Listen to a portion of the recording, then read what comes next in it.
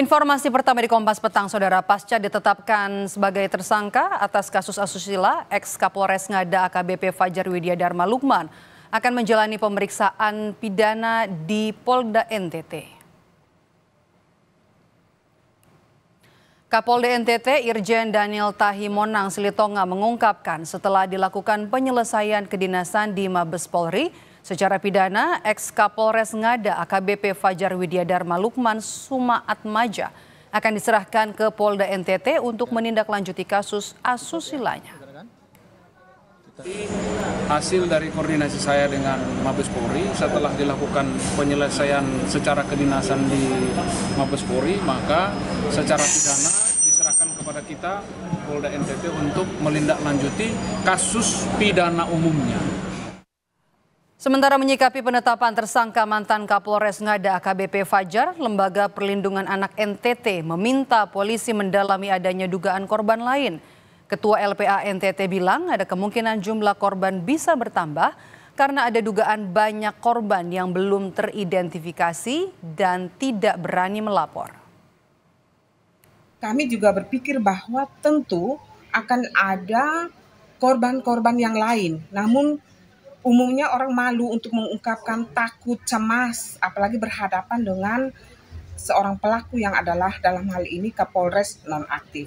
Dari Mabes Polri dan Polda NTT untuk bisa lebih secara serius dan lebih secara mendalam untuk mencari lagi informasi, menggali lagi informasi lebih jauh untuk bisa mendapatkan korban-korban yang lain.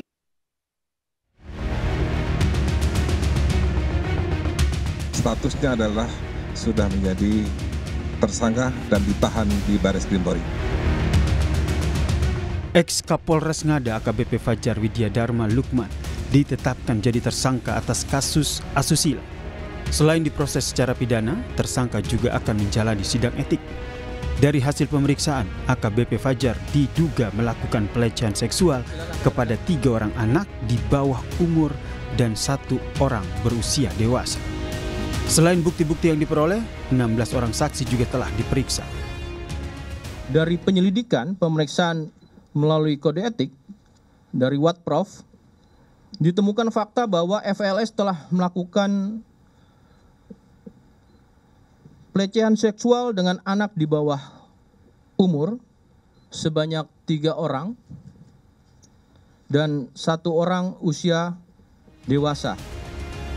Ex-Kapolres Ngada dikenai pasal berlapis yang berujung pada pemberhentian tersangka dari anggota Polri. Sidang etik terhadap ex-Kapolres Ngada akan digelar pada Senin 17 Maret 2025. Sementara itu, pidananya akan diserahkan ke Polda NTT. Dan sampai kita melaksanakan gelar perkara, di Propam melaksanakan gelar perkara, dan ini adalah kategori berat. Sehingga pasal yang disampaikan Pak Karpen Mas tadi adalah pasal yang berlapis dengan kategori berat, dan kita juntokan PP 1 2003 tentang pemberhentian anggota Polri. Di Propam Polri akan melaksanakan sidang kode etik terhadap terduga pelanggar direncanakan hari Senin tanggal 17 Maret 2025. Dugaan adanya tersangka lain juga mengemuka setelah sebelumnya polisi membeberkan modus ex-Kapolres Ngada yang ternyata sengaja meminta seorang perempuan berinisial F untuk mendatangkan 3 orang anak yang menjadi korban kejahatan seksualnya di sebuah hotel. Dibayar atau diberi imbalan 3 juta pada F, diorder sama si F, WLS, order pada R, seorang perempuan untuk seorang anak-anak. Yang si F ini udah diperiksa, sudah. Kalau korban ini dia dibayar dulu. Bentuk korban hanya dibawa main-main, jalan-jalan, bawa makan. Hukuman berat kepada ex-Kapolres Ngada ini yang terus disuarakan. Bahkan Ketua Lembaga Perlindungan Anak Provinsi NTT, Veronica Atta, mendesak agar pelaku diberikan hukuman kebiri kimia karena kasus ini merupakan bentuk kejahatan luar biasa. Hukuman kebiri kimia itu perlu diterapkan karena kita sudah ada undang-undang, tapi ironisnya kenapa hanya sebagai undang-undang tapi itu tidak diterapkan. Dan yang sangat tepat adalah harus hukuman seumur hidup. Karena banyak anak-anak yang menjadi korban, apalagi ada aturan yang menyatakan tentang predator seksual anak itu harus dihukum secara maksimal, bahkan hukuman maksimalnya itu dalam ketentuan undang-undang itu adalah hukuman mati. AKBP Fajar kini ditahan di Bareskrim Mabes Polri. Selain kasus pelecehan seksual, AKBP Fajar juga terjerat kasus narkoba. Tim Liputan, Kompas TV. Hukum berat kini menanti ex-Kapolres Ngada pasca ditetapkan sebagai tersangka kasus asusila. Lalu bagaimana penerapan hukum terhadap pelaku kekerasan seksual? Kita bahas petang ini bersama dengan kriminolog dari Universitas Indonesia, Adrianus Meliala. Selamat petang, Bang Adri.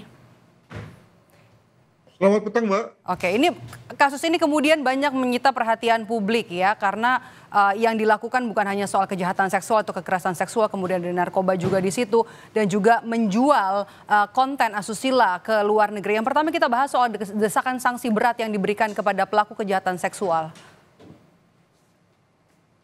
Ya, saya kira semua tidak keberatan ya kalau dikenakan pasal yang bersifat pemberatan ya. Mengapa? Karena sebagai polisi seharusnya dia melindungi, mengayomi, melayani.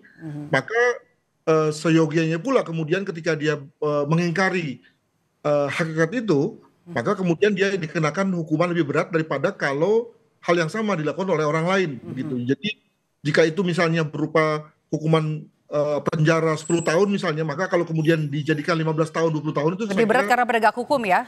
Betul.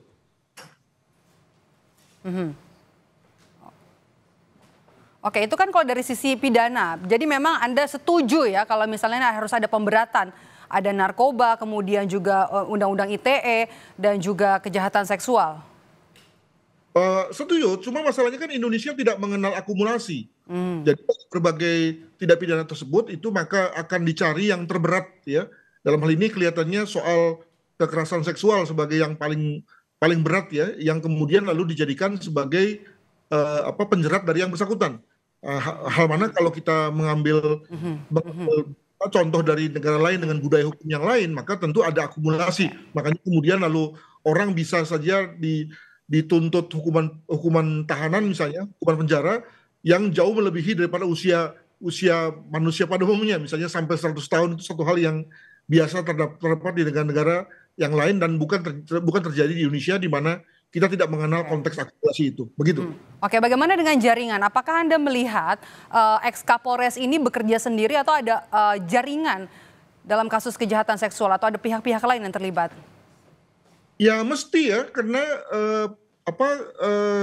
bayangkan begini, pada saat yang bersangkutan sudah melakukan pelecehan terhadap anak-anak itu, dan kemudian lalu menjualnya, dia tidak akan menjual atau tidak akan mengedarkannya dalam satu rantai, satu grup gitu ya, yang terbuka ya.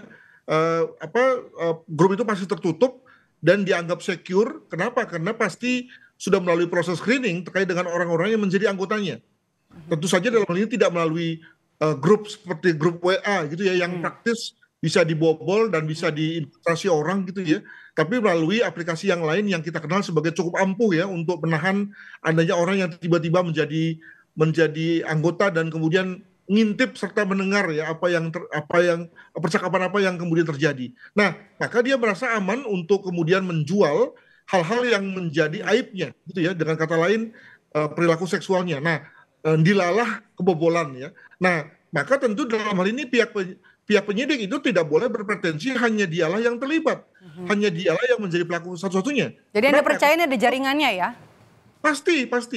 Jadi kalau kita bicara mengenai kelompok predator dari luar negeri yang mencari mangsa di Indonesia misalnya, maka dia mencari mangsa Indonesia tapi dia menjualnya ke tempat lain, yang dimana masyarakatnya memang sengaja menyisihkan uang untuk mengkonsumsi itu. Jadi kalau kita bicara mengenai mengkonsumsi gratisan, ini ada orang yang bahkan sudah bersedia menyisihkan cukup besar uangnya untuk membeli, baik itu membeli foto atau video dari orang-orang yang berhubungan seksual dengan anak-anak atau sesama anak-anak dan seterusnya lah, begitu, dengan berbagai kombinasi. Jadi itulah yang justru menjadi market yang kemudian dikejar. Begitu. Oke, untuk soal penjualan konten asusila sampai ke Australia, Anda lihat motifnya apa? Ekonomi?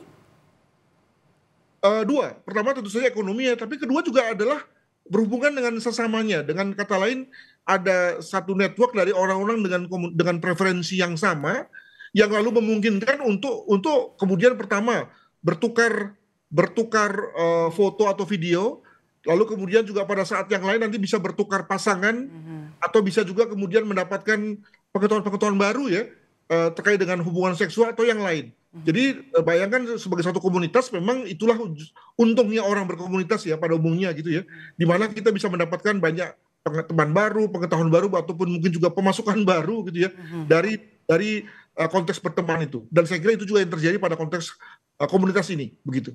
Oke, kembali lagi ke soal hukuman. LPA NTT ini kan mendesak juga untuk hukuman kebiri kimia. Anda melihatnya bagaimana, Bang? Memang itu bukan undang-undang, itu PP kalau saya nggak salah ya. Itu memang bukan ada, tapi kan sebagaimana kita ketahui tidak ada pihak yang mau melaksanakannya. Jadi ada semacam kesepakatan di antara para komunitas medis dan para medis di Indonesia tidak mau melakukan hal itu. Jadi dengan kata lain ya, kalau memang mau melakukan kegiatan kebiri kimia itu ya silakan lakukan sendiri. Nah masalahnya kan nggak ada yang berani juga untuk melakukan kebiri kimia kalau bukan dilakukan oleh orang yang ahli. Alhasil kemudian lalu pemerintahan Jokowi ketika itu ya langsung diam ya, ya balik kanan lah begitu ya, betapapun itu ada secara ketentuan tapi tidak jalan karena tadi tidak ada orang yang berani mengeksekusinya, begitu. Oke, baik, terima kasih sudah bergabung bersama kami, kriminolog dari Universitas Indonesia Adrianus Meliala. Sehat selalu Bung Adri. Terima kasih.